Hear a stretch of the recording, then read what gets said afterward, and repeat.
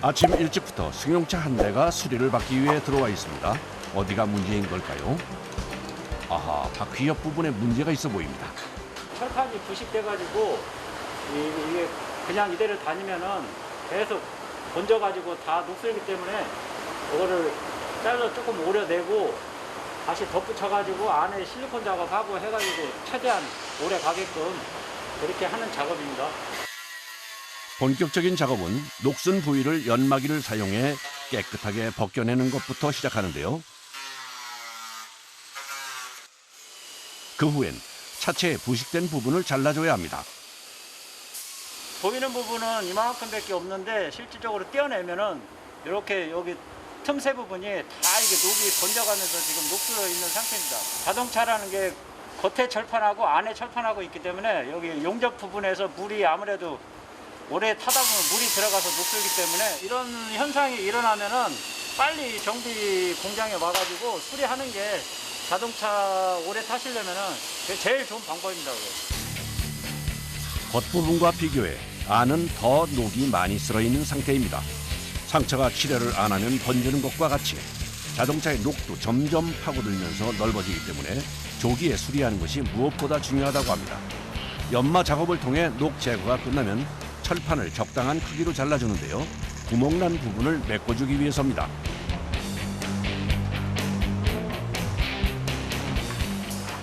먼저 자동차의 안쪽 부분부터 용접 작업을 시작하는데 용접과 망치질을 반복하면서 철판을 평평하게 펴면서 붙여줘야 표면이 깔끔하게 마무리된다고 하네요. 구멍난 안쪽 부위가 말끔하게 메꿔졌습니다. 뭐 이제 단차 뭐 이런 것들 다 맞춰야 하기 때문에 좀 신경 쓰는 것들이 많이 있습니다.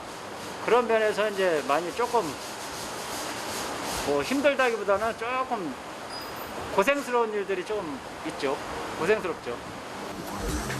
용접을 꼼꼼하게 한다고 해도 어딘가에 미세한 구멍이 있을 수도 있어 보강 작업은 필수인데요. 먼저 실리콘을 수리 부위에 발라준 다음 녹쓰는 것을 방지하기 위해 방청제도 뿌려줘야 합니다. 이제 차량의 외부 작업입니다. 안쪽과 같은 방법으로 철판을 잘라 용접하는데요. 이때 철의 부식을 방지하기 위해 주로 아연 철판을 이용한다고 하네요. 그런데 작업자가 용접기를 바꿔가면서 작업을 합니다. 스포트 용접하고 CO2하고 같이 이제 병행해서 해는 거예요. 차이가 있어요? 두 가지가? 차이는 스포트로 하면은 면이 좀 깔끔하게 나오는 대신에 그 용접 강도가 약해서 나중에 오래되면 떨어질 수가 있습니다. 그래서 CO2 용접으로 중간중간 보강을 하는 겁니다. 용접으로. 용접 후엔 표면을 매끄럽게 연마해 줍니다. 판금 작업은 시작부터 일일이 한 땀 한 땀 작업자의 손을 거쳐야만 비로소 끝이 나 참 고되입니다. 이제 판금이 끝나고 다음 작업을 위해 도장부로 옮겨집니다. 그런데 수리를 시작하기 전에 작업자가 차량의 표면을 반복해서 신중하게 만집니다. 절단된 상황에서 용접을 했기 때문에 표면에 굴곡이 많아요. 그래서 일단은 이 면을 철판 전용 퍼티를 이용해서 완벽하게 면을 평탄화시킨 이후에 도장 작업까지 완료시킬 예정입니다. 퍼티는 경화제와 잘 섞여야 밀착이 용이하기 때문에 작업 전 골고루 섞어줘야 합니다. 주걱으로 손상 부위에 발라주는데요. 자칫하면 철판과 분리될 수 있어 눌러가며 발라줘야 합니다. 퍼티는 두껍게 바르면 기포가 생겨 최소 2번 이상 얇게 도포해줘야 하는데요. 여러 번 반복해야 하는 작업이라 여간 고된 것이 아닙니다. 건조가 된 것을 확인한 후 작업자가 다음 과정을 준비합니다. 다양한 종류의 사포들, 어떤 용도일까요? 번호가 낮을수록 거칠어지는 거고 번호 순서를 높여가면서 고운 걸로 이동하는 거죠.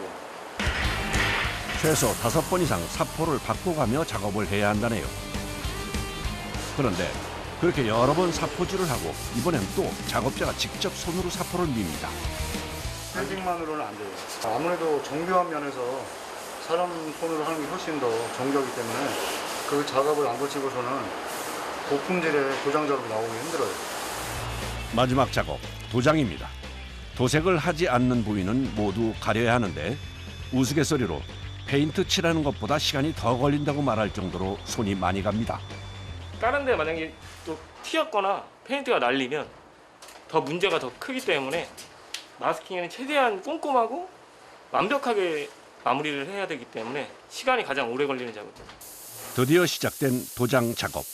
보통 3번 이상은 반복해서 진행해야 색과 광택이 살아난다네요. 끝나신 거예요? 예, 칠은 다 끝났고요. 이제 열 처리 작업을 하는데 이제 60도로 40분 정도 하게 되면 표면이 완벽하게 굳어서 이제 조립하고 이제 출고하게 되는 거죠. 이제 판금과 도장 작업이 모두 마무리되고 조립까지 마친 자동차가 마지막 점검을 위해 작업장으로 들어옵니다. 수리 전 녹슬었던 부분이 감쪽같이 말끔해졌습니다. 이 차량은 보다시피 지금 라이트에 크기가 차 있잖아요. 이 라이트에는 숨구멍이 있는데 예를 들어 장마철이나 이제 세차 시에 이제 숨구멍으로 이제 빗물이나 그런 것이 들어가면 이렇게 습기가 찰 수가 있습니다. 이런 것도 해결이 그러면 이것도 셀프 장비로 그 집에서 할 수 있습니다. 뚜껑을 열게 되면은 이렇게 에어건을 연결을 해가지고 안에서 순식간에 맺혀있던 물방울이 사라집니다. 굳이 정비소에 가지 않고도 이렇게 쉽게 해결할 수 있다네요. 3분 만에 전조등 안의 습기가 깨끗하게 사라졌습니다. 셀프 세차장 가서 에어를 부시고 어느 정도 이제 물기가 제거가 되면은 이제 나머지는 라이트를 켜고 다니시다 보면 그 연료 인해서 남은 물기는 깨끗이 제거가 됩니다. 직접 수리할 수 있는 것이 또 있다네요. 차량들 보시면 이게 손잡이 부분 안에가 이렇게 문이 열어서 탈 때 손 넣다 보면 이렇게 기스가 많이 나요. 이런 부분도 치약으로 깔끔하게 제거가 됩니다. 치약을 부드러운 천에 발라 흠집이 난 부위를 싹싹 닦아주면 끝입니다. 아하, 엄청 간단한데요. 정말 이렇게 쉽게 흠집이 없어질 수 있을지 잘 믿기지 않았는데, 이야, 신기합니다. 치약으로 닦기 전과 후가 확연히 달라졌습니다. 코에 있는 이 상처도 예, 가능합니다. 예. 꽤 흠집이 깊어 보이는데 정말 이것도 지워질까요? 밝은 색상도 가능하고 어두운 색상도 이렇게 깔끔하게 기스 제거를 동일하게 할 수 있습니다. 이야, 정말 말끔해지네요. 저도 집에 가서 한번 해봐야겠습니다. 심하지 않은 것들은 이렇게 자가에서 기스 제거 치약으로 하셔도 깔끔하게 복원을 하실 수 있습니다. 다음 날 다시 찾은 정비소. 또 다른 차량의 수리를 준비 중입니다. 전기차는 메인 전원을 차단을 하지 않으면 혹시나 전기가 흐를 수가 있기 때문에 작업을 하다가 큰 인사사고가 생길 우려가 있어서 이거는 이제 전기차들은 다 매뉴얼에 또 있는 내용입니다. 그래서 꼭 작업하기 전에 전기차들은 이런 절차가 필요합니다. 주 전원을 차단한 후엔 외부의 배터리 선도 꼭 빼줘야 안전하게 작업을 진행할 수 있습니다. 문이 안쪽으로 많이 휘어 있습니다. 이거는 알루미늄으로 돼 있어가지고 조금 강도가 센데 최대한 두드려가지고 단차 맞춘 다음에 판금하면은 깔끔하게 됩니다. 전기차는 고압 전류가 흘러서 위험하기도 하지만 단단한 알루미늄으로 만들어져 수리가 까다로운데요. 일반 차량에 비해 수리 시간도 2배 이상이 소요된다는군요. 조금씩 들어간 부분 이제 뽑아내는 작업을 할 겁니다. 눈이 안 보이는데도 그걸 작업을 하셔야 돼요. 아, 이제 많이 하다 보니까 손에 이제 감각이 이렇게 만져보면 들어간 부분이 이렇게 만져지거든요. 본격적인 판금 작업이 진행됩니다.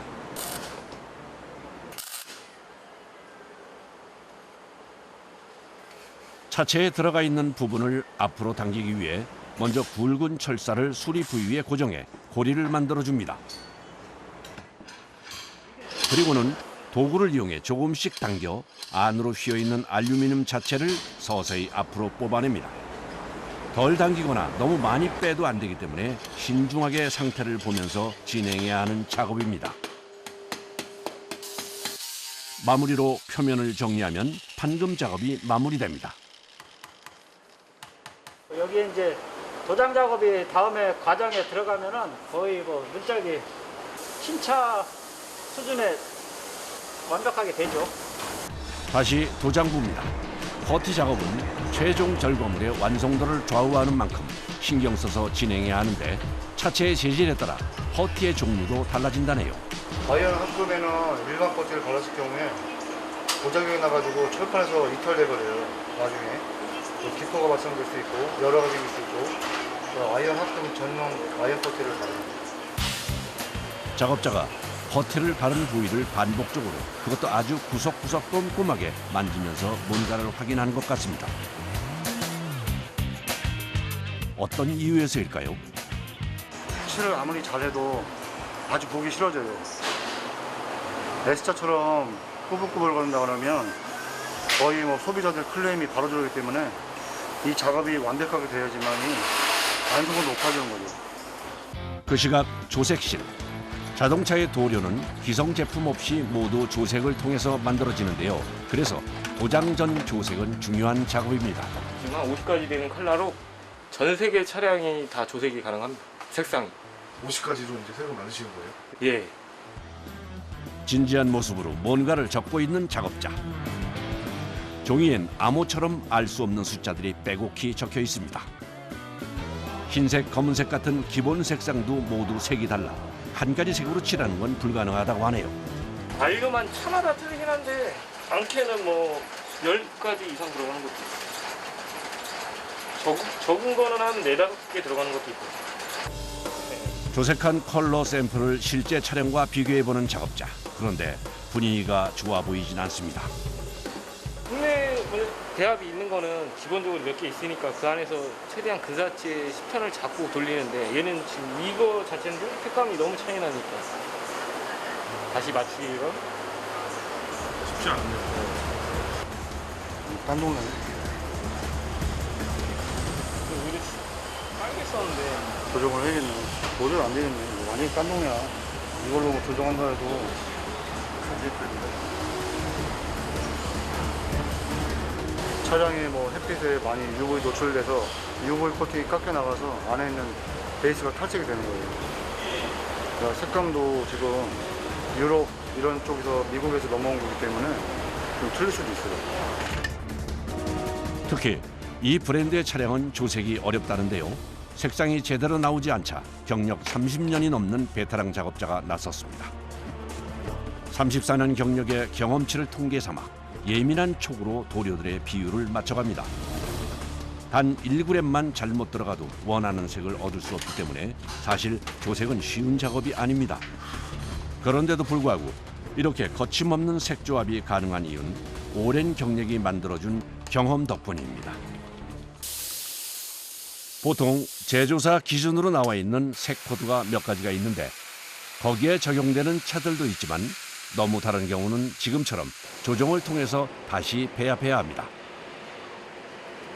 이게 뭐 조색을 했더라도 100%는 없기 때문에 뭐 근사치에 맞춰서 최대한 컬러를 살리는 게 그 재작업률이 없고 컬러 매칭도 되게 잘 되고.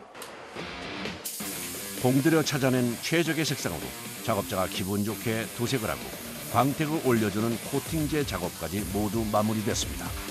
컬러도 뭐 잘 나왔을 것 같아요. 되게 힘든 과정이셨잖아요. 색상을 만든 조색 감는 과정이. 가장 힘들었죠. 그래서 이렇게 한 번에 되면 진짜 다행인 건데 이게 도색이라는 게 끝이 없는 거기 때문에 오늘도 하루 힘겹게 간 것 같아요. 다음 날 오전 수리를 의뢰했던 차주분이 상태를 확인합니다. 거의 똑같은데요? 차이가 안 나는데요? 조색하는데 좀 애를 많이 먹었습니다. 네. 이게 알루미늄이라 똑같죠, 색상. 이게 컬러가 솔리드 블랙이 이제 기본 옵션 차량이고 이거는 네. 프리미엄 펄 들어간 블랙이거든요. 네. 그래서 근데 컬러 맞추기가 쉽지가 않아요. 네. 근데 뭐 도장 잘 나왔죠? 색상도 괜찮습니다. 네. 너무 마음에 듭니다. 예. 너무 깨끗하게 작업해 주셔가지고 완벽합니다. 색깔이 틀릴까봐 제가 걱정을 좀 했는데요. 완벽하게 맞췄습니다. 파손 부위도 전혀 티가 안 나는 것 같아요. 예, 완벽합니다. 작업자들이 구슬땀을 흘리며 노력한 덕분에 손상됐던 차량이 완벽하게 재탄생했습니다. 오셔서 저렇게 뿌듯하게 만족을 느끼시고 가시면 저희 역시나 뿌듯하죠. 뿌듯하고 아무래도 이제 한 번, 두 번, 세 번 계속 확인을 하고 괜찮다. 이 정도면 고객이 보시기에도 만족할 것 같다. 그럴 때 차를 출고를 합니다. 자동차가 재탄생되는 또 다른 현장을 찾아 인천에 왔습니다. 이곳은 전용 필름을 이용해 차량의 색깔을 바꾸는 랩핑 작업을 하는 곳입니다. 작업장 한쪽에 쌓여있는 형형색색의 필름들, 그 종류만 해도 무려 600가지가 넘는다네요. 랩핑에 앞서 필름을 재단하는 작업자. 굴곡이 많은 차들은 필름을 넉넉하게 재단해야 하지만 굴곡이 적은 차들은 10cm 정도의 여유만 두고 자르는 것이 재단 노하우라고 합니다. 시공하시는 분들은 필름의 로스가 되게 중요하고 우선 필름 가격을 시공 가격을 줄이려면은 얘를 좀 잘 잘라야 되죠. 필름은 자동차의 가장 넓은 부분부터 붙이기 시작하는데요. 한 장을 통으로 재단해 옆면 전체를 붙여야 해서 자칫 잘못하면 커다란 필름 전체를 버릴 수도 있어 작업하는 내내 신중을 기해야 합니다. 예, 여기도 지금 우리가 열을 줘서 늘리려고 하는 게 아니라 늘리지 않고 지금 이제 이 주름이 젖어 있는 부분들 있잖아요. 얘네들을 펴주는 거거든요. 늘어나게 되면 아무래도 분명히 나중에 리스크가 쌓이세요. 늘어난 필름은 제자리로 돌아오려는 성질이 있어 최대한 늘리지 않고 작업하는 것이 기술이라고 하네요. 그런데 단순히 필름을 붙이기만 하면 되는 줄 알았는데 구부리고 바닥에 눕는 등 작업이 영 쉽지 않아 보입니다. 직접 마감 부위들은 제 눈높이에서 다 작업을 하기 위해서 앉거나 구부리거나 눕거나 그렇게 해서 작업을 하고 있습니다. 랩핑은 마감이 중요한데요. 마무리를 깔끔하게 하지 않으면 필름이 떨어지거나 말려 올라갈 수 있어 신중하게 작업을 해야 합니다. 눈높이가 맞지 않는데 손은 내려가고 있고 눈은 여기에 있고 이렇게 쳐다보면은 제대로 잘릴 수가 없죠. 지금처럼 신경 써야 하는 부분도 많고 손도 많이 가 작업이 생각보다 쉽지 않습니다. 이번엔 기존에 이미 랩핑된 차량이 재랩핑을 하기 위해 들어왔습니다. 용이한 작업을 위해서 표면을 깔끔하게 마무리하려면 먼저 부품 탈거부터 진행합니다. 사실 랩핑은 필름을 붙이는 것보다 떼는 것이 더 힘듭니다. 오랜 시간 차체에 밀착돼 있던 필름을 떼는 방법은 기계의 도움이라고는 전혀 없이 온전히 수작업으로 진행되는데요. 열로 필름을 녹여 손으로 잡아뜯는 것이 유일한 방법입니다. 특히 최대 1800도 이상 올라가는 공업용 드라이기를 들고 하는 작업은 뜨거운 열과 육체적인 피로까지 그야말로 이중고입니다. 이렇게 면이 넓은 데는 필름이 접착력이 아무래도 많이 강하니까 이런 부분이 제일 어려워요. 본넷, 트렁크 이런 부분들이 떼기가 제일 어렵죠. 많이 넓은 부분이 붙어 있는 경우는 아무래도 접착력이 그만큼 강하니까 떼기가 제일 힘듭니다. 성인 남성 둘이 달라붙어 작업을 하지만 필름이 조금처럼 떨어지지 않습니다. 그러다 보니 장시간 당겨야 하는 손가락은 물론 팔, 어깨까지 상당한 무리가 옵니다. 필름을 벗기는 시간만 꼬박 5시간. 인내심 없이는 힘든 작업입니다. 작업자들의 노력으로 자동차가 서서히 원래의 모습을 드러냅니다. 또 작업할 때 보면 우리가 이게 보면 이렇게 손으로 뜯으면 물집이 생겨요. 이런 식으로 마디마다 물집이 다 생겨요. 이런 식으로. 이게 지금 손에 있는 물집이 작업하시다 생긴 거예요? 그렇죠. 매번 필름을 뜯을 때마다 이렇게 생기는 거죠. 지금 손마다 다 마디마다 다. 그렇죠. 열을 주고 떼니까 어쩔 수 없이 이런 부위들이 다 이렇게 되면. 본격적인 작업을 시작하기 전 걸레로 차체를 닦아주는 작업자들. 무결점 시공을 위해선 세차는 가장 중요한 기본 요소라고 합니다.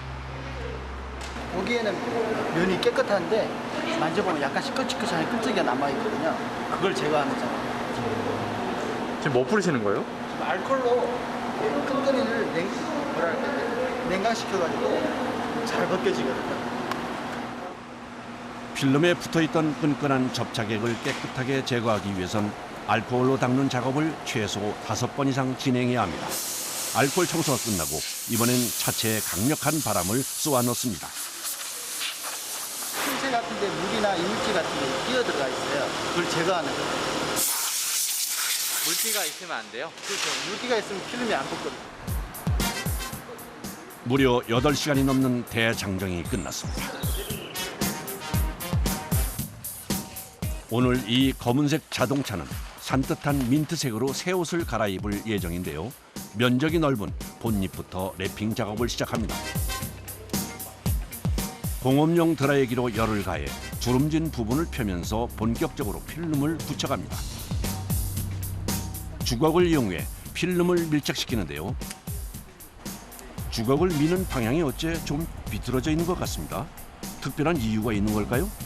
필름 자체에는 이제 기포들이 눈에 안 보이는 것도 형성이 돼 있고 이렇게 붙였을 때 자연스럽게 여기에 이 내포해 있는 그 공기층을 밀어주려면은 얘네들도 빠져나갈 수 있는 길을 줘야 되거든요.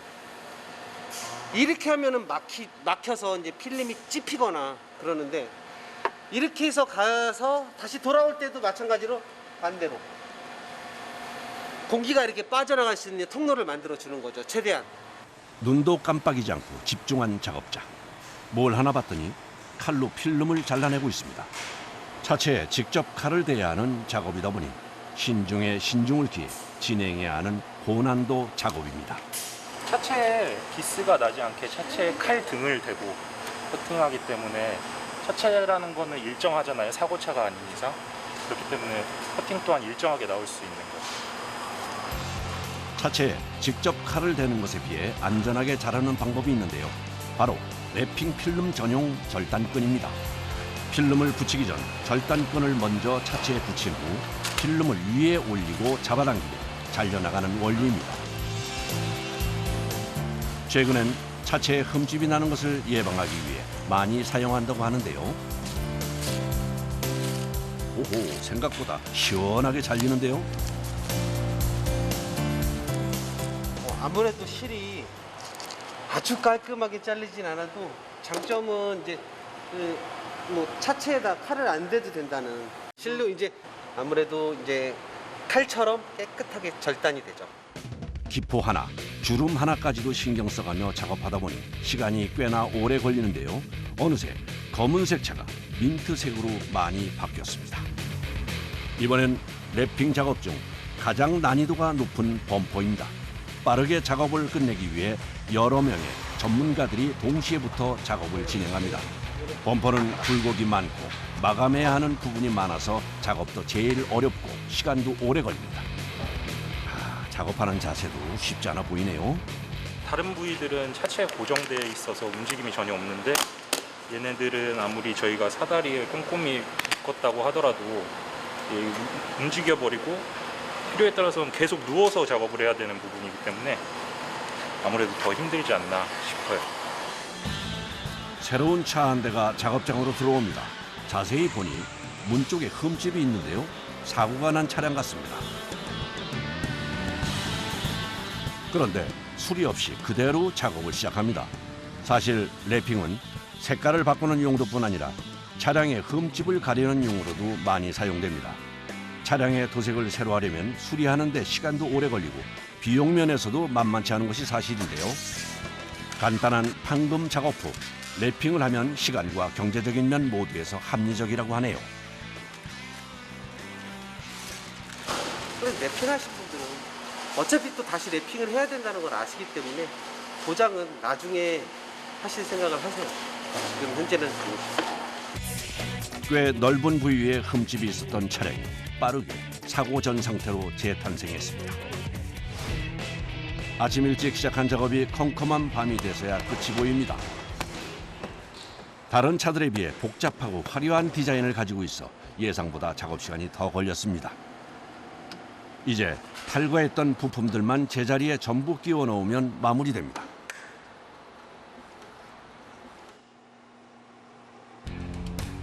평범한 검은색 차량이 산뜻한 민트색으로 재탄생했습니다.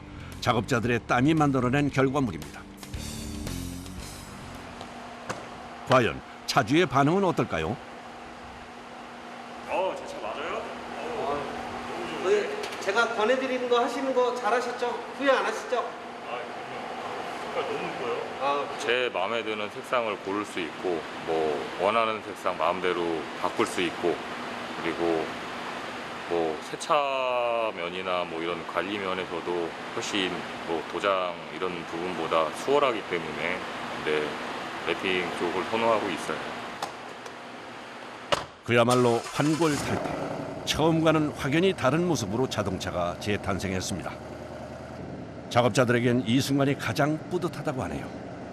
와서 뭐라고 하실지 느껴져요. 얼굴 자체예요. 그냥 약간 입이 좀 이렇게 스마일 돼서 오시니까 뭐 그냥 됐다. 뭐 그냥 만족도에 그냥 피로가 다 풀리는 거죠. 그냥 한마디로요.